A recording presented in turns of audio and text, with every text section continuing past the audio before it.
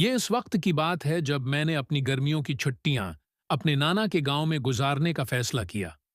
گاؤں کا نام خیرپور تھا، جو پنجاب کے ایک دور دراز علاقے میں واقع تھا۔ وہاں کے لوگ سادہ تھے، لیکن جیسے ہی رات ڈھلتی ایک عجیب سی خاموشی چھا جاتی۔ گاؤں کے کنارے ایک پرانا قبرستان تھا، جہاں رات کو کوئی جانے کی ہمت نہ کرتا۔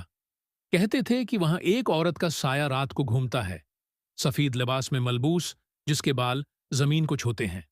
میں یعنی عدنان شہر کا رہنے والا تھا، عمر 18 سال، اور ایسی باتوں پر ہنستا تھا۔ میرے خیال میں یہ سب دیہاتیوں کی بنائی ہوئی کہانیاں تھیں۔ نانا کے گھر پہنچتے ہی میرے کزن شاہد نے مجھے قبرستان کی عورت کی کہانی سنائی۔ اس نے بتایا کہ کئی سال پہلے ایک عورت کو اس کے شوہر نے مار دیا تھا، اور اس کی روح اب تک قبرستان میں بھٹکتی ہے، اپنے قاتل سے بدلہ مانگتی ہوئی۔ میں نے ہنس کر کہا، شاہد، یہ سب فلموں والی باتیں ہیں۔ آج رات میں قبرستان جا کر دکھاتا ہوں کہ وہاں کچھ نہیں ہوتا۔ شاہد نے بہت منع کیا، لیکن میری ضد کے آگے وہ ہار گیا۔ اس نے کہا، ٹھیک ہے، لیکن رات 12 بجے کے بعد مت جانا۔ کہتے ہیں اس وقت وہ عورت جاگتی ہے۔ میں نے اس کی بات کو مذاق میں اڑایا اور پلان بنایا کہ رات کو ٹارچ اور موبائل لے کر قبرستان جاؤں گا، ویڈیو بناؤں گا تاکہ سب کو دکھا سکوں کہ یہ سب جھوٹ ہے۔ رات کے 11 بجے تھے۔ گاؤں کی بجلی بند ہو چکی تھی، جیسا کہ معمول تھا۔ نانا اور شاہد سو چکے تھے۔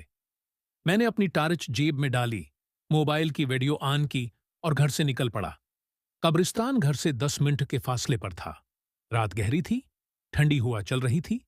آسمان پر چاند کی ہلکی سی روشنی تھی، جو قبرستان کی کچی دیواروں کو عجیب سا دکھا رہی تھی۔ جب میں قبرستان کے دروازے پر پہنچا، دل میں ایک عجیب سی سنسنی ہوئی۔ دروازہ لکڑی کا تھا، زنگ آلود زنجیر سے بند۔ میں نے زنجیر ہٹائی تو وہ چیختی ہوئی کھل لی۔ اندر داخل ہوتے ہی ٹھنڈی ہوا کا ایک جھونکا آیا، اور میری ٹارچ کی روشنی ہلکی پڑ گئی۔ شاید بیٹری کم ہے، میں نے خود کو تسلی دی۔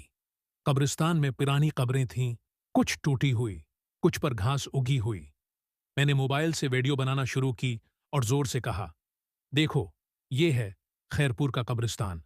یہاں کوئی بھوت نہیں، کوئی عورت نہیں، بس پرانے پتھر ہیں۔ میری آواز گونج کر واپس آئی، اور پھر اچانک خاموشی چھا گئی۔ چند قدم چلنے کے بعد مجھے ایک عجیب سی آواز سنائی دی، جیسے کوئی ہلکی ہلکی سسکیاں لے رہا ہو۔ میں رکا اور کان لگائے۔ آواز قبرستان کے دوسرے کونے سے آ رہی تھی۔ شاید کوئی جانور ہو، میں نے سوچا، اور آواز کی طرف بڑھا۔ جیسے ہی میں ایک بڑی قبر کے پاس پہنچا، ٹارچ کی روشنی میں ایک سفید سایہ دکھا، جیسے کوئی عورت قبر کے پیچھے سے نکل کر دوڑ جا رہی ہو۔ میرا دل زور سے دھڑکنے لگا۔ یہ کیا تھا؟ میں نے خود سے پوچھا۔ موبائل ہاتھ میں کانپ رہا تھا۔ میں نے ٹارچ اٹھائی اور اس طرف دوڑا، لیکن وہ سایہ غائب ہو چکا تھا۔ پھر وہی سسکیوں کی آواز آئی، اس بار قریب سے۔ میں نے مڑ کر دیکھا، کوئی نہیں تھا۔ اچانک میری ٹارچ بالکل بند ہو گئی۔ میں نے اسے جھٹکا دیا، لیکن وہ نہ جلی۔ اب صرف چاند کی روشنی تھی۔ عدنان، ایک ہلکی سی آواز آئی، جیسے کوئی میرے کان میں سرگوشی کر رہا ہو۔ میں چونک کر پیچھے ہٹا۔ کون ہے؟ میں نے چلایا۔ میری آواز قبرستان میں گونجی۔ پھر وہی آواز دوبارہ آئی، عدنان، مدد کرو۔ اس بار آواز واضح تھی، عورت کی آواز۔ میرا جسم کانپنے لگا۔ میں نے موبائل اٹھایا، لیکن اس کی سکرین بھی بند ہو چکی تھی۔ میں نے بھاگنے کی کوشش کی، لیکن پاؤں جیسے زمین سے چپک گئے۔ اچانک ایک ٹھنڈا ہاتھ میرے کندھے پر رکھا گیا۔ میں نے مڑ کر دیکھا تو ایک عورت کھڑی تھی۔ اس کا چہرہ سفید، بال لمبے اور زمین کو چھو رہے تھے۔ اس کی آنکھیں سرخ تھیں، اور وہ مجھے گھور رہی تھی۔ تم نے مجھے بلایا، اس نے کہا۔ اس کی آواز ایسی تھی جیسے قبر سے آ رہی ہو۔ میں چیخا اور بھاگنے لگا۔ قبرستان کی دیواریں جیسے لمبی ہوتی جا رہی تھیں۔ دروازہ نظر نہیں آ رہا تھا۔ پیچھے سے اس عورت کی ہنسی کی آواز آ رہی تھی۔ تم کہاں جاؤ گے؟ وہ چلائی۔ میں بھاگتا رہا، لیکن میرا پاؤں ایک قبر سے ٹکرایا، اور میں گر پڑا۔ جب اٹھا تو وہ عورت میرے سامنے کھڑی تھی۔ اس نے اپنا ہاتھ بڑھایا اور کہا، میرے ساتھ آؤ۔ اس کے چہرے پر ایک عجیب سی مسکراہٹ تھی، اور اس کی سرخ آنکھوں میں جیسے آگ جل رہی تھی۔ میں چیخا، लेकिन मेरी आवाज दब गई। उसके बाद मुझे कुछ याद नहीं।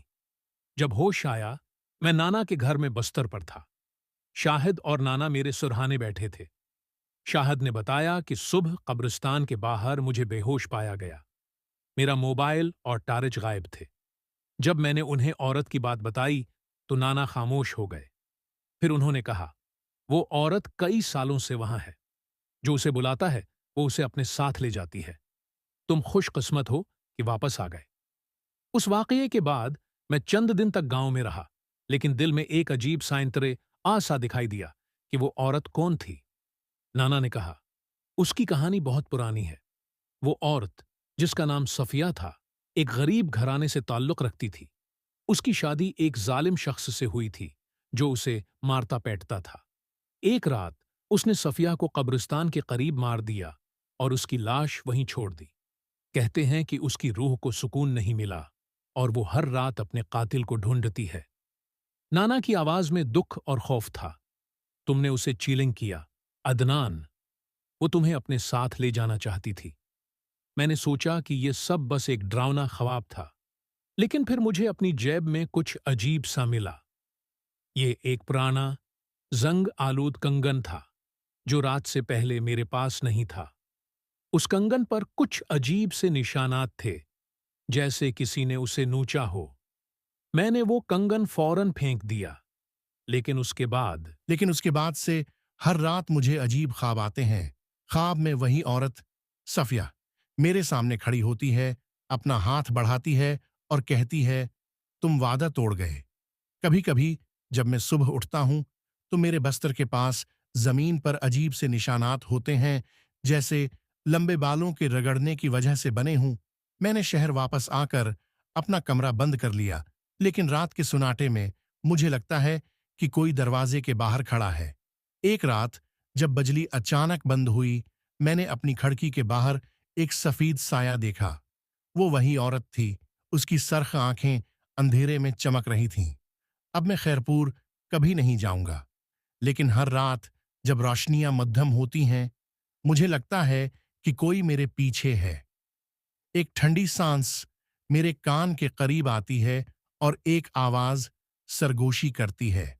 दोस्तों, अगर वीडियो पसंद आए तो लाइक करें और चैनल को सब्सक्राइब करना न भूलें। आपका छोटा सा सब्सक्राइब हमें बड़े सपने पूरे करने में मदद करता है।